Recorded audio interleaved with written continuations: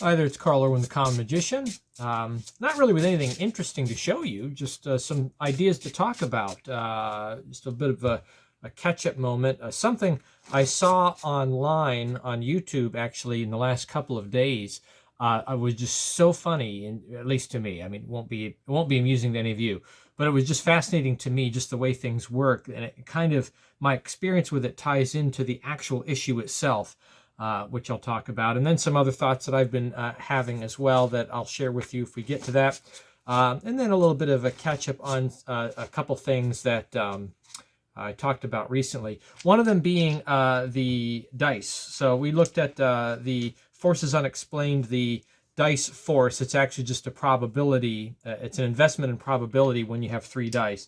On the last one that I did, which was number 12, I think, for that series. By the way, part of the updates here is I have taken the time to make some playlists. So if you look on the channel under my playlists, you'll see a bunch of playlists have shown up in the last month that I will try my best to categorize videos as they come out into some of those playlists if they fit. So there's quite a few playlists on there, like all of my any card at any number stuff is all on there. If it relates in any way to it, I've put it onto one playlist.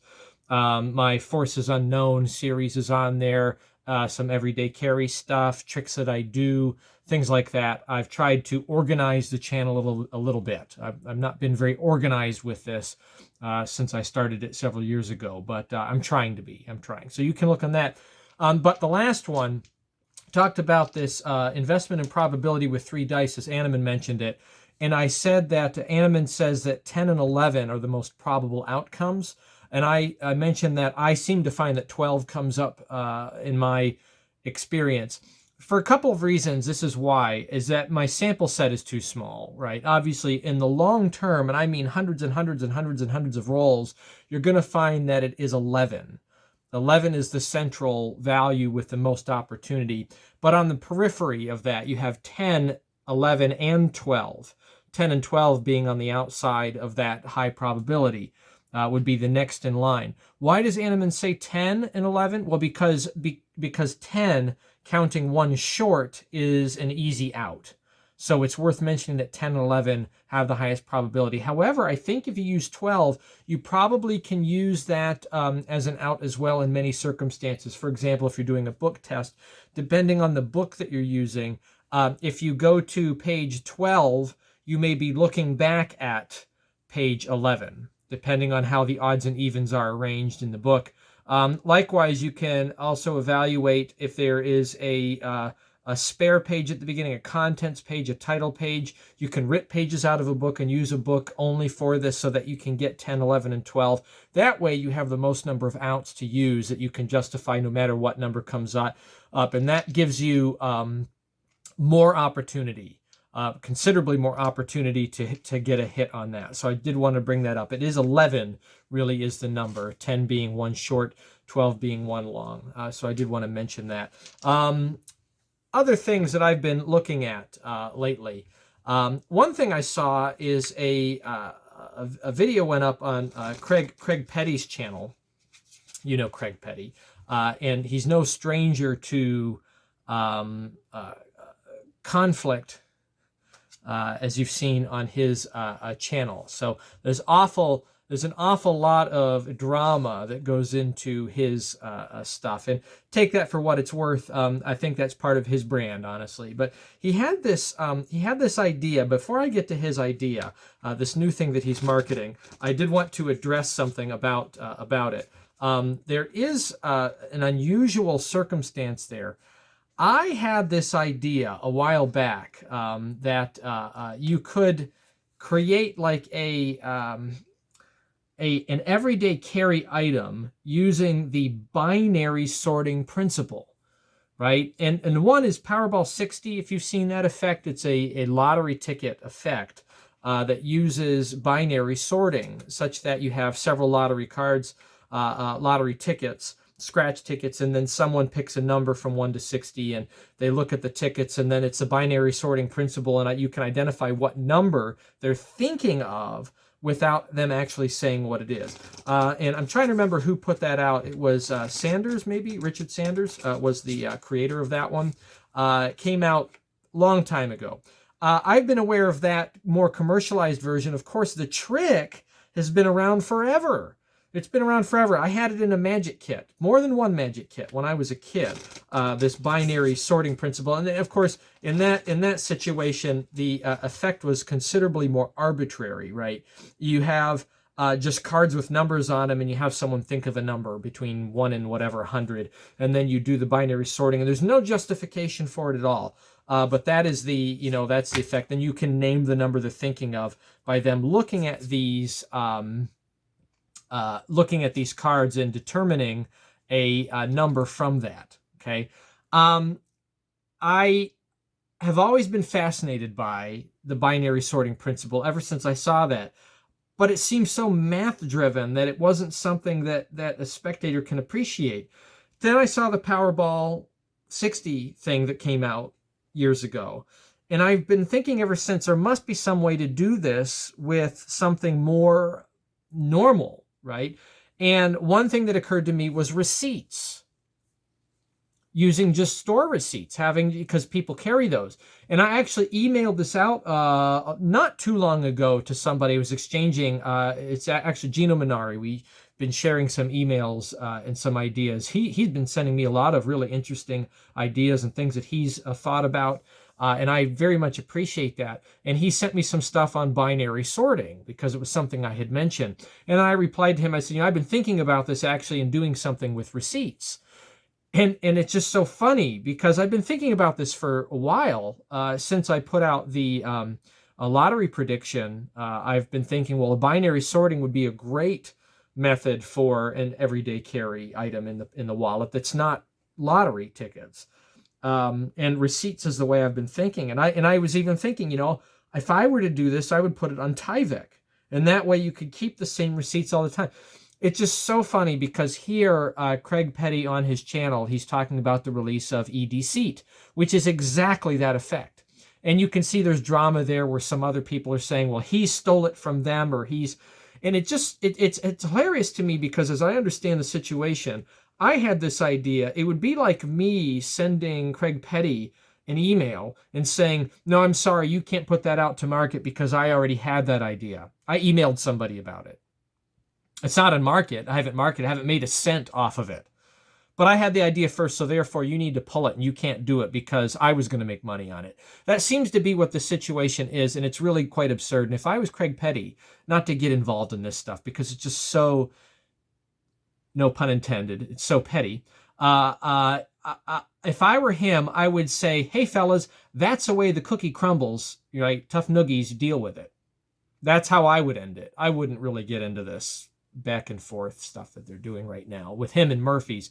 Murphy's, I think, understands how the situation is, and Murphy's is saying, come on, we don't really see how you have a claim on this. And I think that's really where this is going to end up. But anyway, I just have to share. It's such a logical idea, really, if you think about it. And I can't be the first person to think about it. I'm certain, I know Craig Petty isn't the first person to think about it, but he does seem to be the first to put it out to market. Now, it does beg the question, does he really have any standing on this, right? Does anybody have any standing on this to say it's mine? And I don't think so. I think all of you need to, if this way you're going to be, all of you need to pull all of your products, because I got that trick in a children's kit years ago. And regardless of the presentation, it is the same trick, right? It's really a method-driven trick. You have multiple items. You have on these items a whole bunch of selections. Someone thinks of one on them, and then you do binary sorting, and then you can figure out what it is. It doesn't matter what the presentation is. The way I see it is, and I really wish the magic industry would work more like this. Everybody put out your product, even if it's the same thing. Just put it out. People will buy the one that's better. It's not like anybody's hiding methods. Everybody knows what it is. It says so in the ad copy. You know what it is. You're going to have to say what it is. Magicians are going to know what it is. People will buy the thing that's better, right? It seems like all of this griping about being first and having rights to something, which you can't claim anyway in the law. Under the law, you're not going to be able to claim copyright on this because you can't copyright a method or an effect. This really is just about arguing and fighting.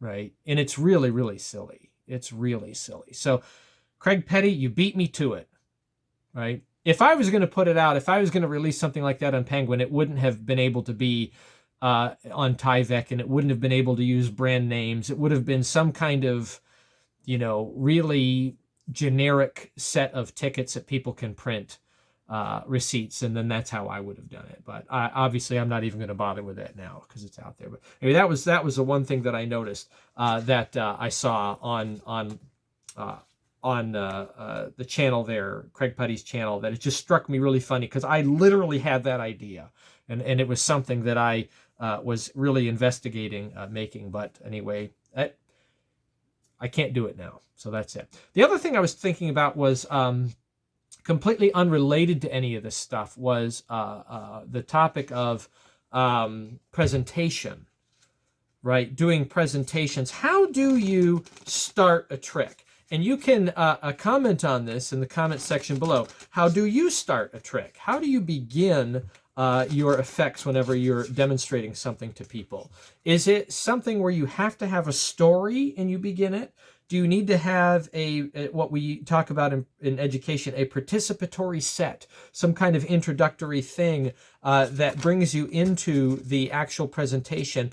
Or do you just, very David Blaine-like, without the creepiness, just say, I've got something interesting to show you? There is a lot of discussion about which is right, which is wrong. 6 on the dice, all the 6s. There is something about this argument which causes people to pick a side, right? That they think that there is one presentation is better than the other. The way I come down on this, I've been doing a lot of thinking of it. I think that any presentation that draws people in is the right one. Do you need to have a story? No. Do you need to have some kind of analogous fable or parable that you're going to give people to draw them into it?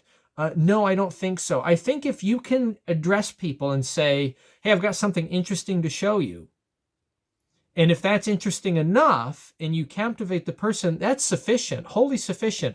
Isn't that what I do on the channel every single video? Hi, it's a common magician. I've got something interesting to show you. I literally would do that with people, right? And it's a pretty quick icebreaker. You don't really have to wait for the moment. You don't have to say, speaking of that, and have a segue. You really can just say, hey, I was thinking about this. I've got something interesting to show you. Check this out. And then do your demonstration. You don't have to have cause. I don't think so. I think you do need to have personality. You can do, of course, the Blaine thing where you come off very, very creepy, and that in itself is intriguing. But I think it's better to just have a friendly way, a friendly personality, so that it gives you the opportunity to say, hey, I've got something interesting to show you. Let me show you what it is. It really does cut to the chase, right? Do some tricks benefit from having a sort of a story that segues into the presentation? I think some can, but I don't think it's necessary. And I wouldn't really pick sides in that argument. But that was just something else I was thinking about. So the odds on the dice, a quick demonstration of card calling without any kind of gimmicks at all, just a regular deck of cards fully shuffled in use from a number named. Literal riffle peeking and culling. Also a talk on trick development and just my philosophy on this. I think the market should be more fair. I think people should be able to just put out things that are just like other tricks by method, by presentation, by whatever. People will choose what is the better product, and that's really what you're selling. Why does magic have to be about a claim to a secret? I don't think the market should really work that way. Certainly most tricks don't. People don't have a claim to some classic secrets, but they seem to come up with endless numbers of tricks that operate on the same thing, even very similar presentations.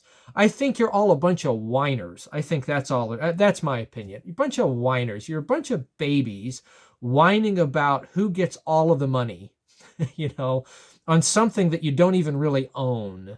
Right? You own the product. That's what you own. Make the better product. Put it out there, put it out to market, and see who comes out with the better share of the profit. I mean, I think that's really what it is.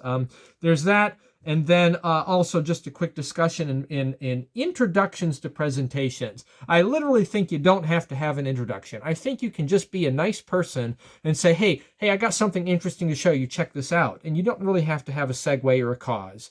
I think you can just do that. Why not? Try it out on some people, see if it works. How do you start tricks? What is your typical way of getting into something when you're in a social environment and you want to present something in a common magician way? Put your comments in the comment section below. Good luck with all of that. Happy magicking.